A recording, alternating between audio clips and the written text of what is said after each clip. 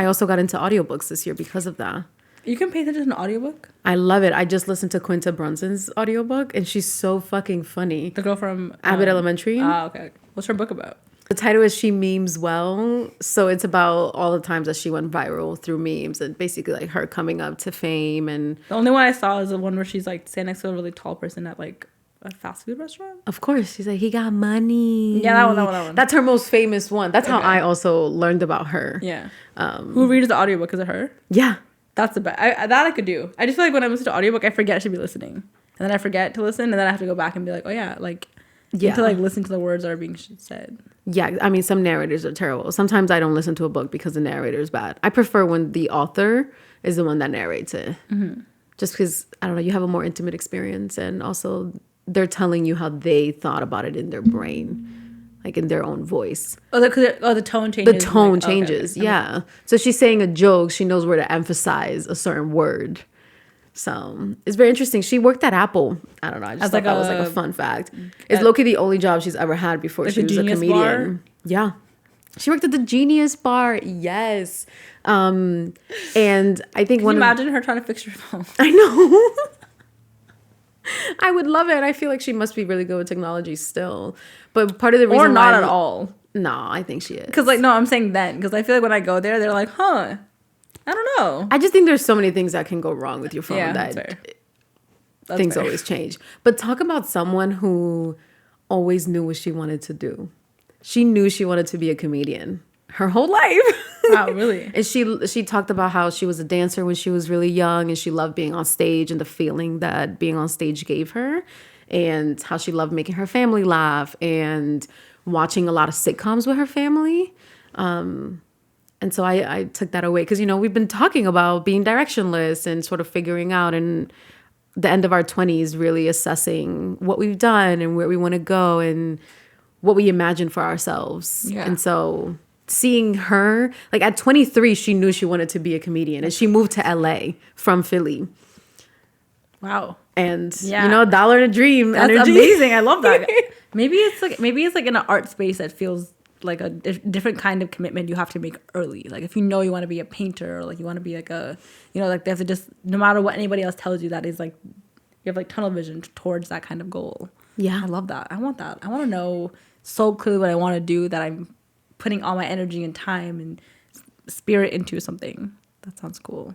Right? And that the sacrifices that you make sense. Yeah. For this like clarity that you have in your head about it. Yeah. Like she moved to LA, I think, with $1,000. Nice. I would never in my right mind move to LA with $1,000. LA is expensive. LA is so expensive. I mean, I guess it was like more than 10 years ago, but it was still very expensive. Yeah. And you could live in certain parts of LA. You gotta really believe in your craft. It's not even like she went there for a job. She went there to like be funny. Mm-hmm. And some people think they're funny and they're not funny. Exactly. But she's funny. She's funny. She's funny enough that she has, the show. She has a show that is like that kind of humor. Like it carried on more than just her being a comedian. Mm-hmm. Like she's built a career around like being able to like not only be funny herself, but create humor among other community members. And connect people through laughs, which I love. Like every Wednesday, I sit and I watch Abbott Elementary. I love that. She's hilarious. It's just like my time. Like, okay, it's 9:00. I'm here. I'm sitting down, plopped. I feel like I do that. I like wait and then I just watch them. All together. They're short, so I'm just like, it's nice to just see them, and like it's she does a good job. Wow, knowing is nice. Having that kind of clarity is nice. Yeah, and in some part of me, I believe that we all have that knowing. It's just a matter of uncovering it and releasing all many fears. That. I'm gonna take that. I want that to be true for me too. I'm like, wow, you think I know somewhere in my body? Because I don't. Because I'm like, the words are missing. Well, from a spiritual perspective, I feel like we all come to the earth with a particular purpose. And some of us may not fulfill that purpose, or we may not want to and consciously not do it and just fuck off and vibe, But I think that's kind of what the point of life is, from like my philosophical. Thank you. It was very important for us to hear that perspective. I think you're right. No, I think that's accurate.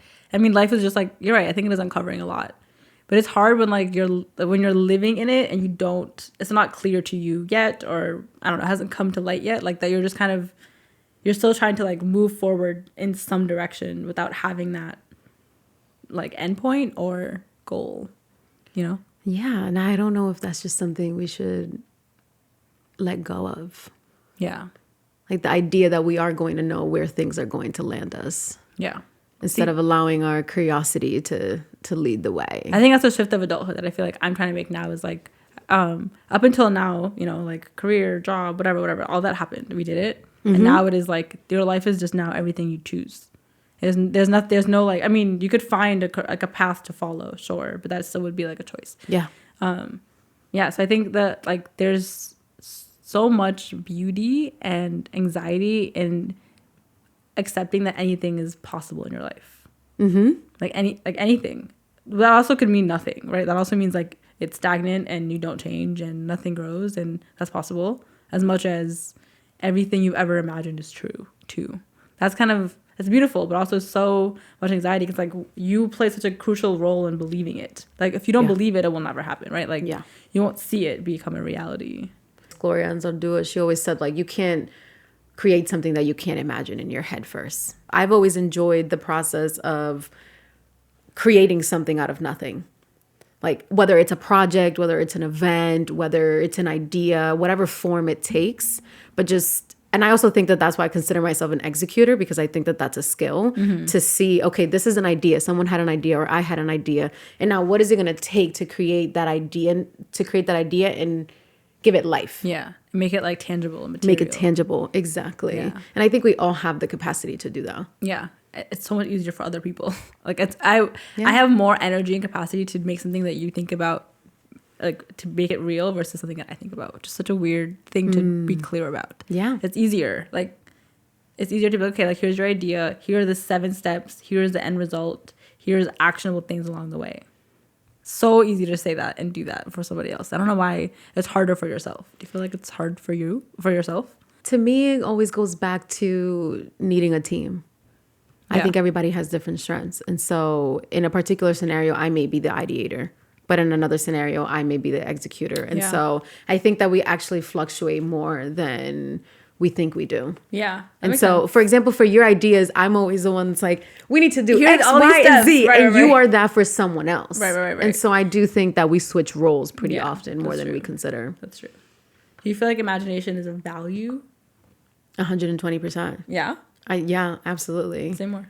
I feel like we've been robbed of our imagination. Who robbed it? Who robbed you? Capitalism, patriarchy. I will always go back to this. This is my brand. Someone told me. Right. So I think even the way we're socialized into our families, our gender, everything robs us of our imagination. It keeps us stuck in a particular place to believe that this is possible for you because you look like this or you are this. And even a few episodes ago, you were talking about how there were only 3 different professions that you could go into, and that's what you were taught. Right. And that actually limits our ability to consider what else is available to us. And so I think part of our work in this generation is to uncover our imagination and to see what else is available, and to bring other people along in that process, because our imagination is stifled pretty badly, and we can tell that based off how the world is functioning, in my honest opinion. I like your brand. I'll sign up for your brand. It's nice. I don't know if I want to change it, but we'll see. It is what it is right now. What do you think about imagination? Yeah, I think I'm realizing more and more, and just even talking about it now, that it's definitely a value, and it's actually been a driving value of mine in every space I've been in. I don't think I've used the word like necessarily as like, this is my value and I want to protect it, but everything that I've ever done work-wise, personally, in my relationships, my friendships, has always been like, how do we reduce the amount of things in your way? Mm-hmm. So you can see everything more clearly, whether it be like conflict, whether it be, I don't know, like you feel nervous about the skill of yours, like what, all the things that I feel like I'm always working towards is cleaning up space, like removing things out of the way so your view is not obstructed in some way. Exactly. So that, I guess now the language I'm using now is like, so your imagination can like, you can see it, it's visible to you, and you're not seeing limitation, you're seeing potential, you're seeing how far the road is or how big the world can be instead of the things that are in your way for the moment. Everything can move. Everything can move. Yeah. And everything can change. Everything can change. Everything can move. And honestly, unfortunately, money moves everything around. Oh, absolutely. That's the only. You know, Just fell. You know what word just fell? what? Stillness. Interesting. What do you make of that? I mean, we're talking about everything just moves, so it felt like a metaphor that it fell down. Yeah, I feel like even in all my jobs, like whenever I talk to students or I'm talking to my colleagues and they're like, yeah, I want to do this, but I can't because X, Y, Z. So my job in my head, I'm like, all right, so like that's the barrier, and whether it be like internal and insecurity or an external thing, like, well, how do we remove it? And like I don't know if I have language for what opens up on the other side, but I think that once people are able to understand that you can remove this thing that was in your way, hopefully it creates more room in your brain, right? You have more capacity to look, to consider, to be curious, to take a risk because you're more comfortable, like you feel safer, whatever those things are. I think open up your world to like valuing imagination and curiosity and creativity and all the things. Does that make sense? Yeah, that makes sense. I remember a professor of mine when I was an undergrad always saying that people are more afraid of the unknown than they are of the known. Yeah. And I think that that's what really started my curiosity around imagination, and also the realization that it's true. We are more afraid of what we could not see, and so therefore we do not imagine as often as we can. Yeah. Or you stay in familiar because it's safer. Exactly. Or at least it looks safer. I don't know what safer really means in that context, but safer means that you know what you're working with. Yeah. Even if it's horrible. Right? And we have so many examples in our lives of people who choose to stay in particular situations because that's what they know, instead of venturing out because there's too much fear on the other side, or there's too much that they can't predict. Yeah. Which again, if we do not use our imagination, it keeps us stuck. Yeah, I agree. And again, someone else is imagining for you all the time. That's my You're actually living in someone else's imagination. I 120% said it last time, that. I think, that we're living in other people's reality a little bit. Yeah, no, I think you're right. It's hard though, because you have to be able to sustain this that fire inside of you to remember that like, yes, there's a barrier here. Yes, the limitation exists. Yes, you're in this position, but this is not it. Like that is, I feel like that has to be a constant thing you're able to tell yourself, or for someone to tell you, or something that's gonna make it stick for you to be like, okay, this sucks. This is where we are. It can change. There has to be action towards imagination though. You can't just dream a world and be like, wow, it would be nice, and then just kind of like do nothing towards manifesting that, or like working to make that possible or real for yourself. Yeah. And that's why there's a distance between what you believe and the actions that you take. Yeah. What you're willing to put work in to do. Exactly. Yeah. I think for me, imagination, I thought about it more when I was thinking about like why the messy part. Like why leaning into messy is a good thing or important, at least like for me. And messy leaves room for imagination. Yeah. Because if you're not imagining, you're not taking risks and trying, then you're staying in a particular like straight and narrow path in some way. You're following the rules, you're following someone's rules, and you're trying to like not like make anybody upset. You're kind of just like trying to stay, I don't know, like quiet, or like just like to make sure you're not ruffling any feathers. Like that's in my head, the alternate of being messy. Messy looks like taking a risk, trying, getting a no, trying again, moving this way, like going backwards, staying still, like spilling something. I don't know, like it looks like that. And I think their imagination exists because maybe in your the mess you make, you find something else. You notice what works. You're like, oh, I actually prefer this like pattern over this one because I see it now. Whereas if you're trying to make sure you don't break any rules, you can't even like see past the world that you're like the cube you're like creating for yourself. Yeah, and I also, even when we think about imagination, I also think that that's why we're really good problem solvers. Yeah? Yeah, because we're able to see a situation from multiple perspectives, and I think that requires imagination. Yeah. To know that it's not just black and white. It's not just X plus Y equals Z. That there are so many other options that there are a lot of other letters that we're not considering. Yeah. Yeah. Yeah. And I think to me, it's a skill that we build. It's a muscle that we build over time, actually. Yeah. And imagining, I think I'm realizing it also can mean that you can't see it yet, but this is not it. Even just knowing that, and I think is a good enough start. Maybe you can't imagine the world you want to create, or you can't imagine what you want to do with your life, or you don't know whatever the next steps, but you know that this is just a version of something, and that this version can move and change. Like even that, I think, is like the muscle, to your point, like the skill of imagination is knowing that nothing that you have right now has to stay as it is if you don't want it to. Exactly. And you might not get what you think you want, but you can get something different than what you have. Mm-hmm. And that was always the case. Things can always be different. Things can always be different, and it's the realization also that even though you may not see it, It'll it is come possible. together. It is possible. Yeah. Someone else may experience it because you had that first thought Mm-hmm. and you were willing to experiment and see the first version of Yeah. a thing. And so I think that that's the beauty also in it too. And I think it also just gives us the opportunity to now center ourselves. Yeah.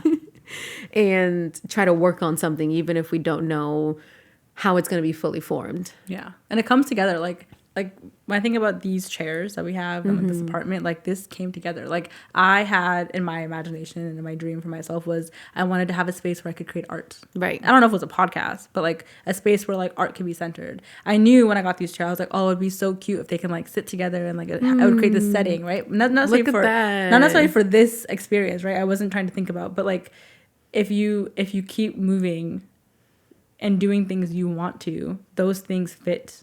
Eventually, somehow, some way, Yeah. they'll fit.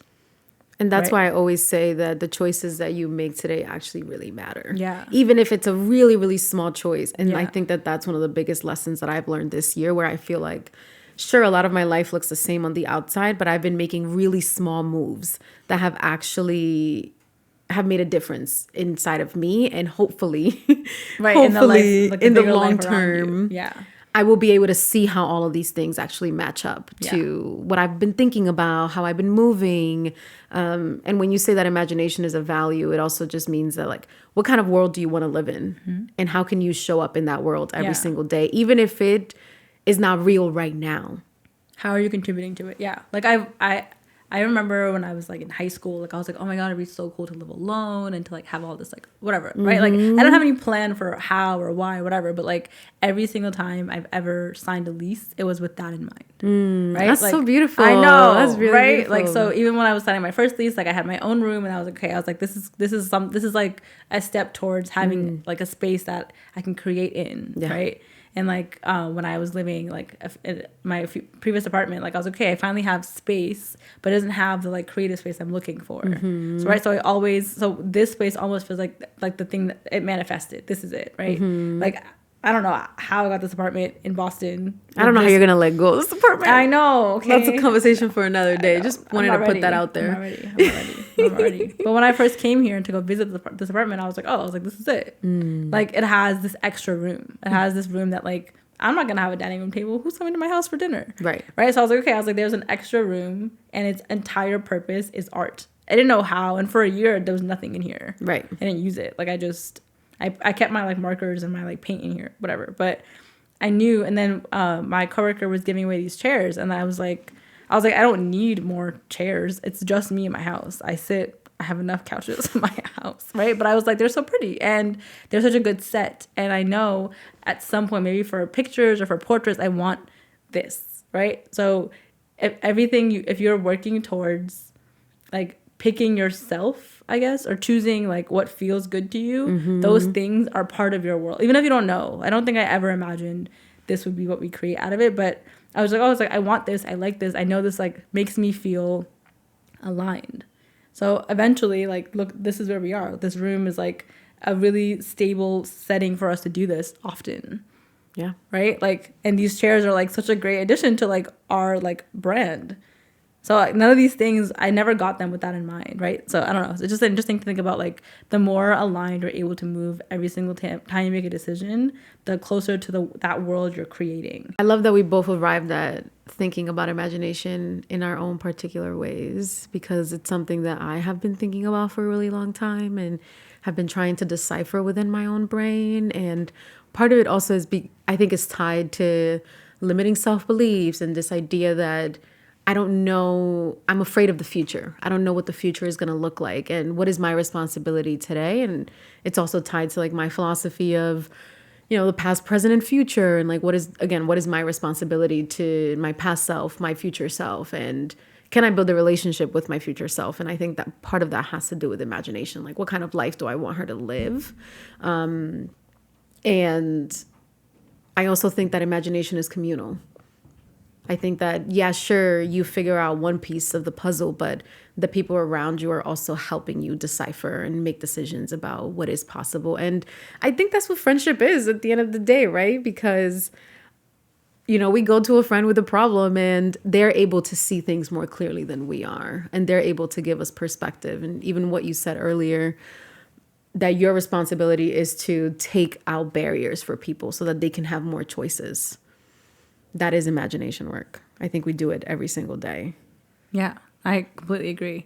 I think earlier in my life, whenever imagination came up, it was always just like it with kids and with like dreaming and fairy tales and like story. It's in one little bucket of let's make this animal that doesn't exist. It's like unicorn with wings or whatever it was, and that's like the only way that I think it's explored with kids.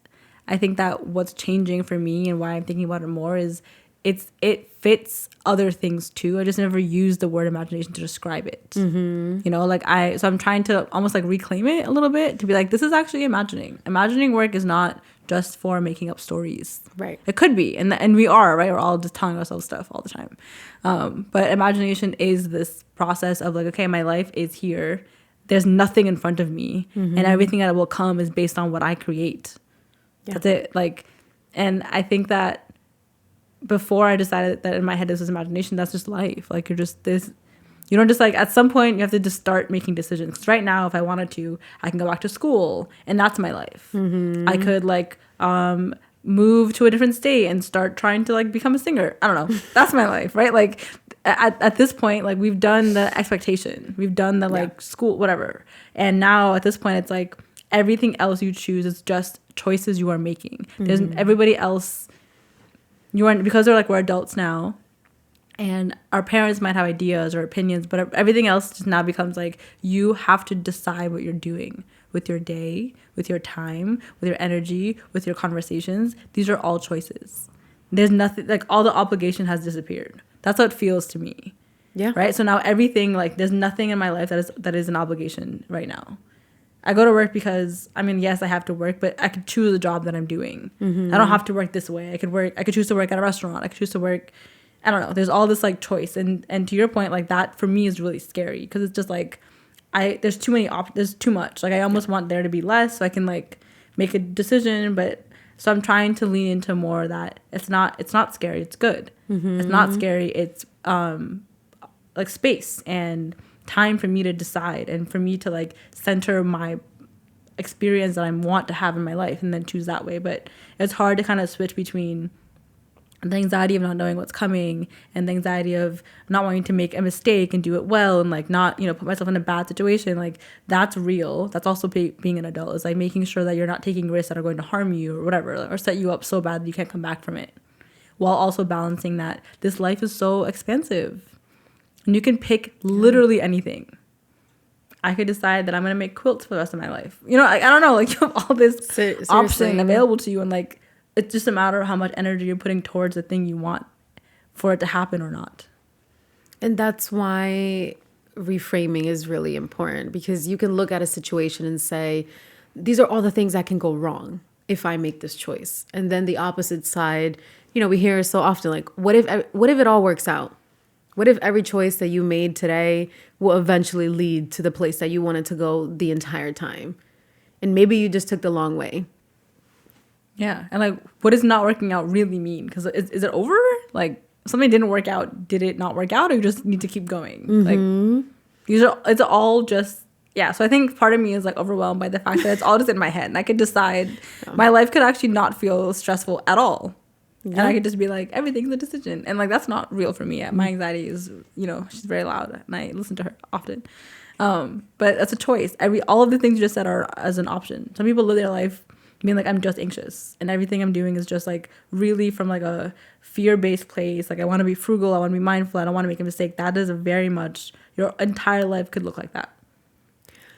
And your life will reflect that. And even if you don't feel like you're choosing it, like if that's what you're doing, that is your life. That is a decision you're making. That's where you are. Everything is a choice. So that's a hard truth to accept, because that also means that that's where the accountability comes in. Like that's where like you're responsible for what happens also, because you are choosing to some extent. Like these things are not out of your hands completely. If they are out of your hands, then that's not what you're choosing. Like if it's out of your hands, it's out of your hands. It's not your choice. But the things you are choosing are contributing to the other things that you can't control. Does that make sense? Yeah. And there's so many things that I can say that are bad about being an adult.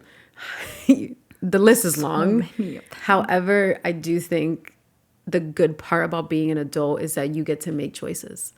That your day can look however you want it to look. Sure, you have responsibilities and obligations. That's still a choice. I can decide to Still say choice. like I'm not going to work ever. Yeah. And like be fired. That's a choice. Yeah. Not what I want to make. I will say there's a nuance though, because, and I think that we always try to emphasize nuance, that yes, everything is a choice. And there are a lot of stories in my head that make me believe that these are not choices that I actually have. Yeah. And so I choose to replay the same storylines that I've always been told. And that's why, especially when I became an adult and I started to see grown ass people acting like their parents and blaming their childhood or blaming their parents for the way that they're behaving, I couldn't accept that as a reason anymore, because at some point it is your life. You make decisions.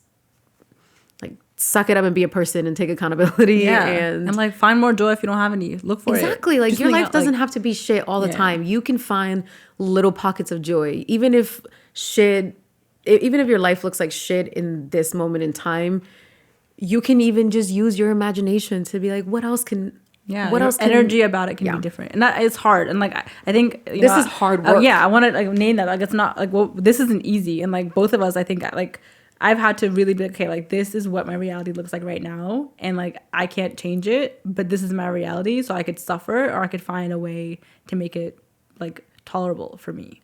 That's a choice. Like, but I think what I'm realizing as we're talking is like it comes back to like valuing yourself. Like I want to have a good life. I want to have a good experience in my life. To the best of my ability, I want to have a positive, like loving, joyful experience. That's what I want. But at some point, I think when I was younger, I don't know if I like thought about myself like that. You know, I was just kind of like living my life. I don't know if I believed that I was experiencing it. Does that make sense? Yes. Yeah. So like at this point now, I'm like, okay, like I'm gonna always try to make decisions that align with me wanting to have peace, joy, love in my life. And I want to do my best to make decisions that support that and only that to the best of my ability. And yes, things happen, people are whatever that may be, but I can always go back to myself and go back at the end of the day and be like, today, I just laid on the floor all day because I was sad. That's still me choosing you know what I mean? Like that's still my experience. That's still who I am. But I can always like, I am choosing to like lay on the floor because I'm going to feel better on the other side of doing that. Mm-hmm. Instead of like gritting my teeth through it and doing things I don't want to do, whatever. So like trying to own that the quality of your experience and the imagination you're able to like have about what you want really changes how your life feels. Yeah. Maybe not how it looks, but how it feels while you're in it. Because, you know, there were some rough years. There still are maybe more coming too. I believe the imagination work actually starts at the level of feeling. Yeah. Yeah. And what I mean by that is just asking ourselves the question, how do I want to feel? How do I feel right now? Taking that into account and then asking ourselves, how do I want to feel? Yeah. And what choices can I make to get me to feel that way? There's this fitness influencer that I follow, and I think it's funny, so I'm just going to say it. They basically were like, why don't you eat certain foods? And she was like, because I know what I want to look like and I know what I want to feel like. And I was like, word, I respect that. Honest. I respect that's true. that. That's I respect true. that. Yeah. Right. Go ahead. That makes sense. And the other side could be like, I want to have this like flavor in my mouth, so I'm gonna eat it. Cool. Exactly. A choice. Exactly. Amazing and a good one, right? Like that's still a decision you can make. I love that. But I feel like the step behind feelings then is like knowing that your experience matters. Mm-hmm. Right? Like the self work of just even being able to be like, okay, like I am having an experience. Like it's not just like this is my life. Yeah. My little life. Yeah. But that's the part. I feel like that's, for me, that was the hardest part. The hardest part was like getting like to reconcile with the fact that like if I don't take accountability for the things that are happening in my life, then my little life is out of my hands. Mm-hmm. Right? And like, because it's so much easier to blame other people for the and experiences the world that you're and having. like society. Exactly. And like, yeah, and like for sure, like those things are definitely a factor, right? Like, yes, the world is involved. Yes. Right. right? But I don't have to have like my attitude about it and the way that I want to show up in a space.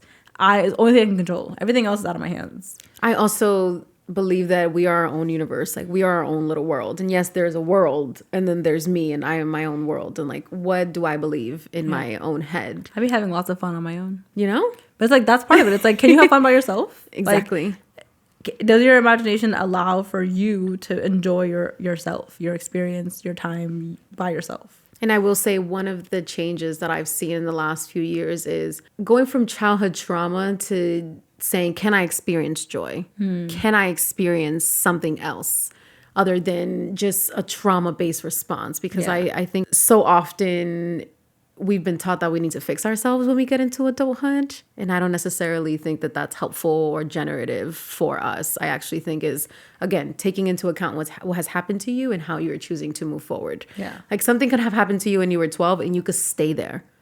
You could stay in that experience and you could believe that everyone for the else rest could of have your moved life. on. Everyone, yeah. And you were fucking miserable. As fair as unfair as it may be, like at some point, I agree. This is I think my experience also is like at some point it's just your life. Yeah. Like at some point, everyone who did XYZ, didn't do XYZ, fact, wasn't there, could have been, should have been, whatever. Fine, true. Not to dismiss it, but like it's just, that's life. Like that happens and everyone does the best they can or doesn't try it, whatever. But you're here now. And now what? Now that you are an adult, now that you are in your, what can you do to give yourself back safety? How can you find a way to give yourself back community? What are the things you wished happened? How can you find those things in other spaces? I think sometimes the trap becomes people want it from the people that didn't give it to them. And that's the only one that can only way that can happen. That's a recipe for disaster. Yeah. And it's a hard one to release because it's just like there's this assumption that like that will fix it. If this person who didn't say XYZ to me when they should have says it to me now, then like everything will be perfect. Right? That is a whole thing about like sometimes people look for information to solve their feelings when the feeling is still a feeling. It's a feeling you're having. And like no amount of clarity, no amount of information is going to change that it felt the way that it does. Yeah. And that's hard. That's a hard thing to know. That's a hard thing to try to like create for yourself. And it only creates, in my experience, more turmoil for everybody involved. Yeah. And then there's the other side of that where you believe that if you get this thing, you'll feel a certain way. And it'll change everything else that has happened to you. And then now you'll be at peace and it'll be fine. Exactly. Like, now you'll get everything that you ever wanted. And I don't think that happens. That doesn't happen. One person just said this one thing to me. So see when I feel like I used to say that too. That used to happen to me. I think what my shift had to be like, why am I putting my peace, my joy, my safety in the hands of somebody who is not doing it? Like, why is it not in my hands? Who gave it away? Can I have it back? Like, can I get it? Oof. Right? Like, everything is yours to take. It's yours. It's yours. It's fine. And it's hard, right? Like, I know we're talking about it now, but, like, it is, everything we're talking about takes years. Like, this is not easy work, right? To take those things back. But I think that I'm learning that imagination is at the core of it. Imagination and knowing that your life experience is valuable. Those two things hopefully give you enough confidence to center your experience as positively as you can in your life. Yeah, and there's also this belief that imagination and dreaming is naive. It's for kids. It's for kids. It's not something that you can't do it anymore. You have bills and whatever. Exactly. You have to be realistic. Yeah. Like you have to look at what's in front of you and you have to be an adult and you have to make the right choices. Yeah. And that's why our imagination is Yeah, it's stifled in a lot of ways. By itself. Like when you're a kid, like think about you're drawing and dreaming and making up stories, and then eventually that kind of dies. Like you stop doing that at schools. It becomes more rigid, and you're learning about whatever it is. There's no room for the creative experience of just what is possible. You know how many cool things kids create? Like they build to make like rocket ships that work. They're like whatever, right? Like those activities are so important. And like as we get older, we don't spend time trying to like solve those kinds of problems just because we can solve in a new ways. We're not like exploring that muscle at all. And that's why hobbies are important. Because when we become an adult, we also don't have as many hobbies because we believe that we have to go to our jobs and we have to take care of everything around us. And I think our hobbies allow us to tap into that part of ourselves that got left behind when we were younger. Like, life is not work. Life is not work. Not like this kind of work, at least. Life doesn't have, I don't know. And it's hard. It's hard because as true as all of that is, unfortunately, I feel like everyone has to come to it on their own. Like, it's true. Like, with everything. I know. It's so annoying because I'm like, can we just all agree that this is the case? Like, when we're younger. But, like, I don't know. It's taken me this long, right? For me to be like, oh, I can have things I'm interested in that are not related to my career that I want to spend my time doing. And I don't have to justify that it's not money making or like it's not profit making. It's just like I think it's fun. And there's not a deeper, like, I don't have a deeper reason, but I don't know. I think for a while it's hard because, like, I don't know how to justify my creativity. Like, I just want to make a collage. Like, I'm not selling it. It's not going anywhere. I just wanted to create it. And I think that we live in a world where, like, everything has to have some sort of money attached to it, or like whatever, some sort of it's gonna buy me a house. Have an outcome. It's gonna, like, there's some sort of like profit that comes out of it, but we don't appreciate or understand how valuable it is that I just thought it was fun and I created time to have fun, and it gave me this feeling that I wanted. And now my cup is fuller to deal with other shit I don't want to deal with. Exactly. Like, I have, which is a long list, right? Like, my weekend of collaging and making stuff with my friends, even like doing this today, gives me energy for my work week. Yeah. Like for a while I was just working and I literally was doing nothing else besides going to work. I remember because I didn't see you for years. I will always be salty about that. We're just gonna move past that. However, there was a point in time where I would see this girl once a year and she said we were friends. And I was not convinced that was friendship. Love you. It's fine. Sorry. Yeah, no, you're not wrong. But, like, and for me, the other side of the experience is it didn't feel crazy. Like, I was like, this is my life. My life is working. I'm doing that. Like, you know what I mean? Like, it didn't, like, I understand. This is what I was taught to do. And I'm like, we become robots. Yeah. And literally. Like, it wasn't like I was working extra. I was just working. Like, and then I would come home and it'd be the weekend and I would try to do laundry or I would sleep. And then I would go back to work and there was nothing else. And if I did socialize, it was with my coworkers at work or, like, within 5 minutes of our work. And then I would go home. Like, I don't know. So there was a point in my life where I was doing nothing else, and, like, it felt normal until I got to a point where it went against my values so much I had to leave. Yeah. And then my values weren't about my time. My values are about, like, respect, whatever, other things. But, like, it wasn't until that point that I was like, oh. And then when I left, I felt like I had to, like, it was crazy. I was like, I need to fill my time. Like, I have so much, I couldn't handle it. Like, it was really hard. I was like, I need to do 35 things at a time because I was doing 40. And I can't go from doing 40 things at a time to nothing. But then I was like, oh yeah, my friends, I like them. I want to see them. And, like, it's hard because, like, I felt guilty. I was like, I'm hanging out with my friends and I'm not, like, doing the stupid lesson plan. Like, so then I would do that and I end up staying. It was such a bad cycle. And I think that's the norm. I think that's really how people exist. And, like, yes, we're busy and whatever, but, like, I see you so often. It's the best. And I'm still working. Like, I have a job. You're still doing well at your job. Working. Yeah, it's not ruining my life to have a job anymore. Like, I have a life. And I think I hate the, like, work-life balance. I'm like, work is a part of my life. It is not separate from my life. I go to work within my life. Like, I'm not leaving my body and then going to work and then going back to my life. Honestly, like, that's how we talk about it. We talk about a work-life balance. And for me, I'm like, no, this is just my life. Yeah. Like, no. I reject that. No. You reject that? No. It is not. I feel really similar to you, though. No. When there were a few years ago where, at least when I was in college, when I would go back home to New York and I would only see my friends during breaks. And after college, that same dynamic continued. And I was asking myself why. Like, why am I only seeing my friends a few times a year, like during very specific times? And I just started to come to terms with the fact, I'm like, this is my life.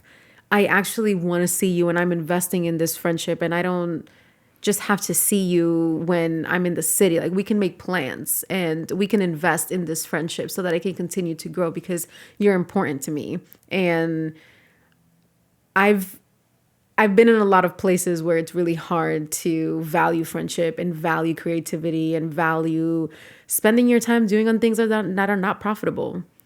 And having to be so assured of myself that this is also worthy of my time has been day in and day out work. Yeah. Because we've been taught that everything that we're supposed to be doing has to amount to something that I can show, that I can produce. And I'm not saying that I'm perfect. And there are some days where I'm like, well, didn't produce anything, but I had a really good conversation with my friend and that made me happy. That's an outcome. And today, you produced that. That's right, but it's not something that you show. I know. And this year in particular, I've had a really hard time coming to terms with that. Like, there are a lot of things that I do that are not for the basis of production. And what does that mean for me? But what does that say about my life? Like, I always, always, always think about what kind of life do I want to live? What kind of world do I want to live in? And how can my choices reflect the world that I want to live in? Even if it's just in my day-to-day interactions with whomever. Like, that's why I always talk about being a familiar somewhere. Like, we don't talk to strangers, and strangers are so interesting sometimes. Even if they could be your friends later. They could be your friends, or you don't need to be my friend, but I know you, and we have this one common interest, and that could be enough for me.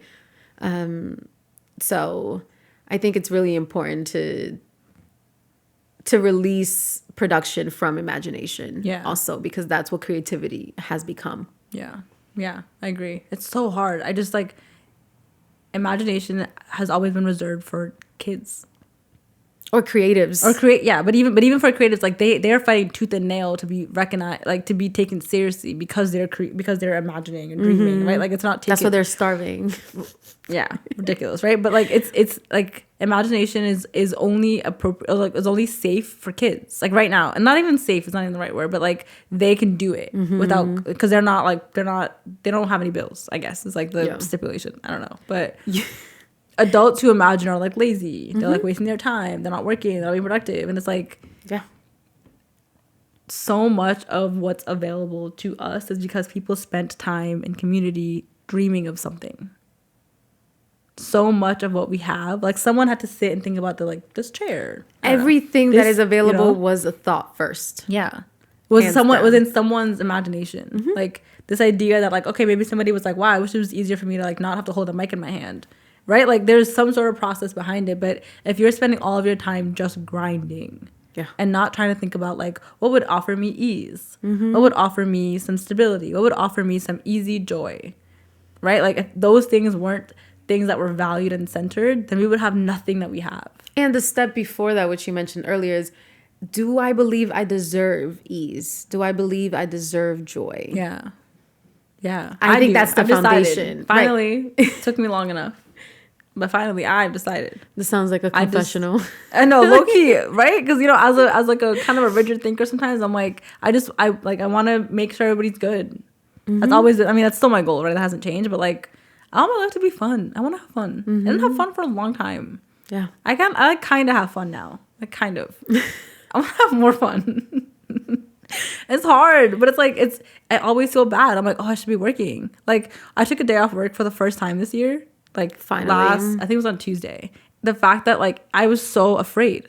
I was so afraid to do it, and not because of anything they've done. Like they've been perfectly kind, right? Like there's nothing about this particular place, but like I've been so afraid of doing it because like in my experience, you do not do that unless you are dying. Which is a crazy. And then there's me on the opposite extreme taking little retirements. Yo, I respect that so much. I'm jealous. I want to do that, but I'm not there. The one day I took off, I had to. Like I was having a migraine, and I had to take the day off, right? But the whole time I was off, I was like, oh my god, I should be working. I feel so bad. I was checking my email still. Like it just, I could not get out of my head about like. Yeah. I'm not being productive because like this is a work day and like I took the day off and the next day it was fine. No, there was no issue, right? Like, and I knew there wasn't going to be, but my experience of taking time off is not that. Like that has not been the way that like I've been taught about it, how I've experienced it, whatever it is. But like, if taking a day off work feels like that, I had to like work myself up to it. I had like a little pep talk. Can I tell you something? What? The work that you are doing right now will get easier. I hope so, because oh my god, And it takes like retraining your brain. that's so unfortunate. Every single time you take a day off is you reaffirming the belief that I've taken one in a year. And so next year we're aiming for 2. And then in year 3 Yo, for 3. the bar is so low. My god. Yeah. Sure, the bar is low, but again, you're coming out of an intense conditioning. That's crazy. That's why this is a confessional. That's wild. Like I don't know. Yeah. So it's just You were a work addict. I know. I still am. I can own that. I know there are certain Saturdays where you're like, yeah, I'm just gonna work, and I just be looking at you like, I've been working a lot. Yeah, I have a lot of. not me, Yeah. not me. But I think that like if I was being honest with myself and even now like I like what I'm doing, right? Like I like the work I do. So like I actually like, and that's the difference. but that's new because before it was like I have to be busy for 23 hours a day. It doesn't matter what I'm doing, but it has to be like I don't know. And I did it. I was busy. I was found a way. But now like I'm still busy, I would say, but like it is things I want to do, which is like my attempt to like reduce it is like not because I can't do cold turkey, no working, because I would actually lose my mind being home without anything to do. It would drive me crazy. But now my time is filled still, but like full of projects I want, things I want to talk about. So like, you know, I think it's my own like unconditioning. I don't know. I'm trying. We're talking a lot about imagination and all the pieces that come with it.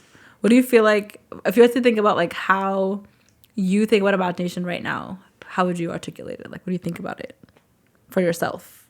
When I think about imagination, I see it as the work that I will be doing for the next 20 years or however long I get to live. And what I mean by that is centering it, believing in it, believing that it is possible for me to consider an elsewhere or to consider like that my mom's life will be different than it has been previously, that your life will be different, and imagining also for other people in my life and what I hope for them, you know, as they continue to age. And so I value imagination so much because I think it gives us an opportunity to see what else is there, see what else is possible. And the way that I do that is every day asking myself, what kind of world do I want to live in? And what choices can I make today in my friendships, in my relationships, and even the things that I study, even the things that I am intaking, in like the information that I'm learning, how can that center the utmost amount of possibility? Because I think imagination is about possibility. I love that. Yeah. I love imagination. I think know, it's beautiful. right? I It's think so it's beautiful. beautiful. It just, there's so many beautiful feelings attached to imagination, I think. And I want us all to be able to hold it close and treasure it and know that, like, I wish that in a few decades from now, we weren't afraid of the unknown. And I think imagination allows us to get there. Yeah, I agree with everything you said. I don't know if I have better words, but one thing that I thought about when you were speaking is, I think that imagination is really vulnerable. Mm-hmm. I feel like when I think about the times when my friends have been most vulnerable with me is when they share what they hope happens. When they're like, "Oh, I really want this," or "I hope this like it's like, you know, like yeah, it's really, I think it's actually harder than the opposite. Like it's easy to be like, it's not gonna work, whatever, it's not gonna work out, but like and when I think about my memory of all my friends sharing, it's like their voice gets quieter, they get like a little more nervous, and they're just like, I want this. Like it's so scary to say. I think it's sweet. It's sweet. It's like tender. It's really hard, and it's hard not only to like, it's hard to figure out you want something inside of you and then to articulate it. You know, so I think that imagination is like, it's vulnerable, and it's inherently positive. Yeah. Right? Like inherently it creates abundance. It's creating space. It is abundant. Yeah. It's giving you room. It's telling you that the walls aren't here. Mm-hmm. The walls you see aren't there. The walls are right here in your reality for now. But if you want to, and if you close your eyes and think about it, the walls aren't here. Mm-hmm. This place can be bigger. It can be twice the size if you want it to be. Oh my goodness. You know, like I think there's something about it that is just, I don't think I've ever associated the word imagination with vulnerability until I think in this moment for me, right? Like it's hard. It's like scary, and it's like instead of your deepest darkest secrets, it's your deepest desire, right? Your deepest desire is like something you saw once in your head. You're like, oh, that'd be cool, and then you kind of just like maybe put it down or let it go, or you're just kind of like existing in your life anyway, knowing there's like this thing that you wish you could have or that you could create, or a person you could talk to in this way, whatever it may be, right? There's a lot of vulnerability and imagination. There's so much. Yeah, I don't think those two words are synonymous. Yeah, I didn't know. I don't think I knew that until now. And perhaps that's why people have a hard time articulating what they hope. Yeah. For themselves, for other people, because it requires you to tap into a part of yourself that longs for something. Yeah. And we've been taught, again, that you're supposed to be realistic, and imagination also allows you to see to tap into that part that is unrealistic. Like, I want us to have unrealistic dreams. Yeah. Fucking dream. Tell me what it is that you want. Why not? Why like, not? And it's the same thing. It's like the vulnerability of saying you want something and saying that you want it. Like me, I'm worthy of this dream of mine. Like, I'm worthy of this experience in this life. Like, so I love that. I've never associated vulnerability with imagination until literally 3 seconds ago. And I also want us to think about imagination not as something that's just individual. Yeah, it's community-based. It's community-based. And again, that's why I consider it to be also a beautiful part of friendship. Like, what is my hope for you? Like, as I know you now, and you tell me your dreams, how can I help you nourish them? Yeah. How do you hold them like sacred for each other? I love that. Yeah. I was listening to Tiny Garden this morning. So by beautiful. Jamila. Of course. I actually was listening to the whole album. I don't know why, but some days are like that. And I've always loved the song. But then I started to really consider, like, she has a tiny garden and she's saying that she's watering it every day, even if it's small. And I don't know why today, out of all days, it just kind of hit differently to consider, like, we all can have our own tiny gardens. And it can be small right now. And maybe in 10 years, it'll be a really, really luscious garden. Yeah. Like, it doesn't, dreams can be, they don't have to be so, like, I want all of these things. It could be a really strong, small thing. Yeah, and I want us to also get away from the idea that a dream has to be fame, or you have to be or rich. External in some way. Or external in some ways. Yeah. It could just be, I want to have dinner parties with my friends when I'm older. Like, I think all of our friends agree that we want a house together in the future. That is a dream of mine that I am holding fucking close. It keeps circling back. Yeah. And trust and believe it will happen. Wait. I know. It will happen, and we will have this timestamp. And that is my hope. I hope that too. Yeah. Even like hosting more. I was like, I just want, because like it's not everything, but like I enjoy it, and it was like something I was scared to do for no reason. Honestly, I don't know why, but like putting energy and time towards the things you want. That's it. That's all imagination is, and it's hard. And training yourself to believe that it can happen. Yeah. The same way you believe the bad things will happen. But that same energy. Oh my goodness. It's so easy to believe. Same energy. And I mean, every time I talk to you, you know how my brain works. I consider 100 bad scenarios. And they're creative. I'm like, wow, okay. You out here imagining, okay? They're creative. I'm like, where? That can happen? I'm like, how? Okay.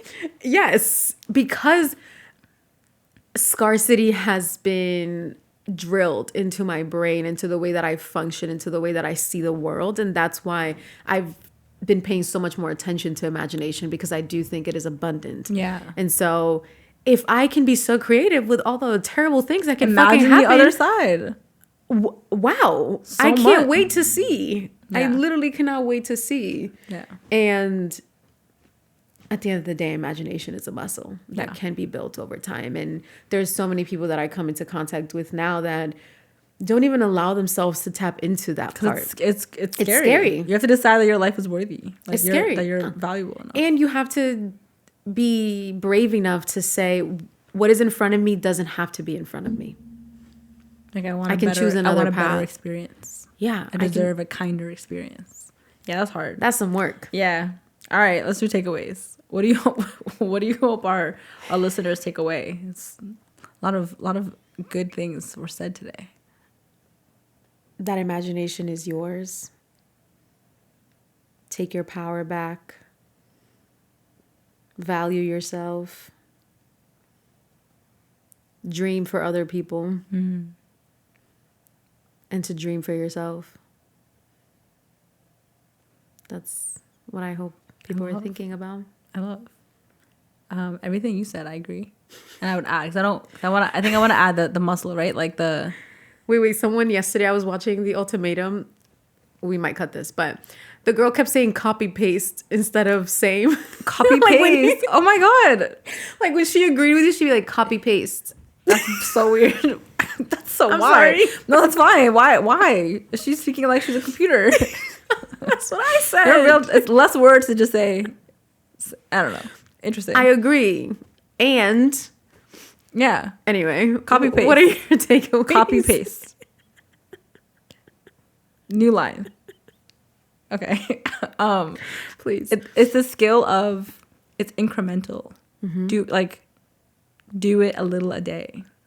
It's hard to go from no imagining to like, okay, let me try everything. It's like, I hope the takeaway is that it's a process and it's hard. It's a muscle, and muscles get built after you practice with them, right? So journal, try something, like make a board, like make a vision, do something that supports this bigger goal, and then give yourself a little bit of time on the other side to like slowly build this practice of knowing that your life can be as beautiful and exactly as you want it to be, as much as it can't be or it'll fail, right? Those things are also available to you. So try a little a day, I think. Absolutely. Is my takeaway.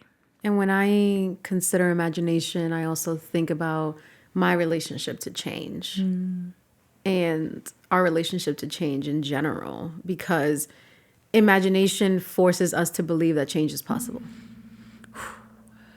When all our entire lives we've been taught that change isn't possible, or it's hard, or it's inevitable and it's horrible. Yeah, there's so many negative connotations with change that is so fascinating to me, because when we think about imagination and change together, there's also, I think about abundance. Yeah. Like a catalyst for it. It moves. Exactly. You know? Yeah. It's so interesting that so far this season we have centered dreaming and being directionless, but I feel like we're finding our way. We're finding our way. Right. So even if people just followed our conversation path, they'll come here. Yeah. Yeah. There's this thing that I used to always tell myself. This, I think, is my takeaway today. I'm just trying to find it. So I'm here on my phone.